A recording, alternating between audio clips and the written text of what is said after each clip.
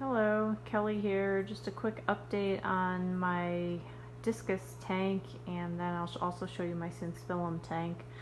This is the 90-gallon in my dining room. I have had it set up for a couple weeks now with Discus.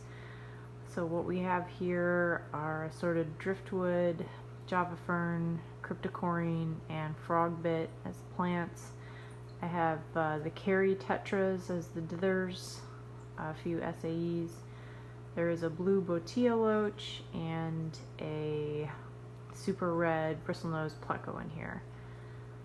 So the Discus, I've got 3 different varieties in here. They're all from Discus Hans, the Stendkers. Right here you've got a Tefe.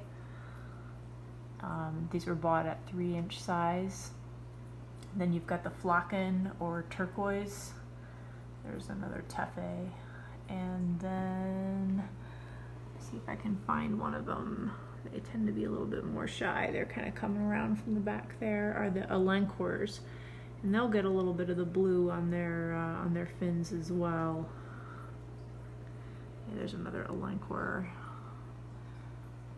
So I will say I was pretty happy with the selection and status of the fish from Discus Hans. I ordered some by mail and also visited him in person to see his fish room and pick out some additional fish. So there are 16 Discus in total in this tank. As they grow, I'll probably need to reduce that number a little bit, but since they are cichlids, it's good to keep them in larger groups and reduce some of the territorial aggression. I'm going to move the tank lighting back just a little bit. I had it forward so you could see the Discus a little bit better. But this is how it's set up most of the time, kind of lit from the middle. And the frogbit has very rapidly taken over the top of the tank, which is good. That is the look I was hoping to achieve, a slightly darker look so they have some shade and feel more comfortable. You can see in there, actually, there's my photo bomber, but right behind that in the crack is the super red bristlenose. He likes to hide in that spot.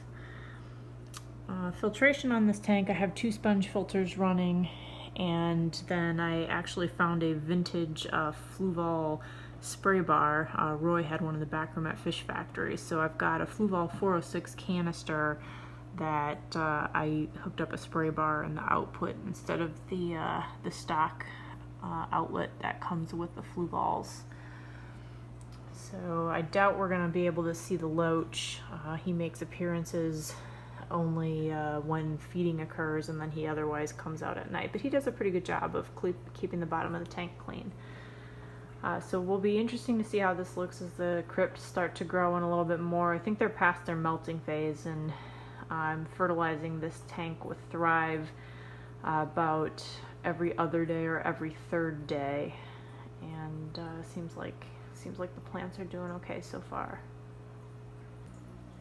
Alright, next tank is my 120-gallon. It was a community tank at one point. Then for about 6 or 7 weeks I had a pair of hemichromis from Ponji in here. Tried to pair them up, but I needed to treat them for worms, and they ended up separated for a lot longer than I planned. So now Kevin is trying his hand with them. So now what I have in here is a pair of Synspilums. So I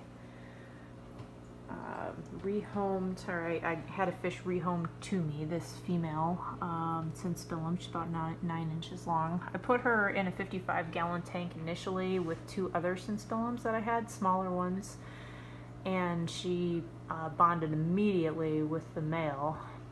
So he is over here.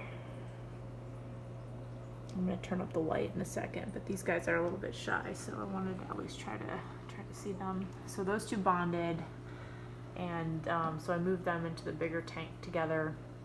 I picked up some Odessa Barbs as dithers for this tank. So there's about 30 of them in here, hopefully safety in numbers. I wanted some dithers because these Synspilums are shy, and they are primarily herbivores, but I know if there's a fish that'll fit in their mouth, they will also be opportunistic feeders. And then I have in here an L330 Pleco He's pretty good size, maybe 8 inches long, and of course the front part of his body is huge. So I'm going to try turning up the lighting in this tank a little bit, see if you can see it a little bit better. Okay, so that's the tank. A couple big pieces of driftwood, which will be good for the royal here.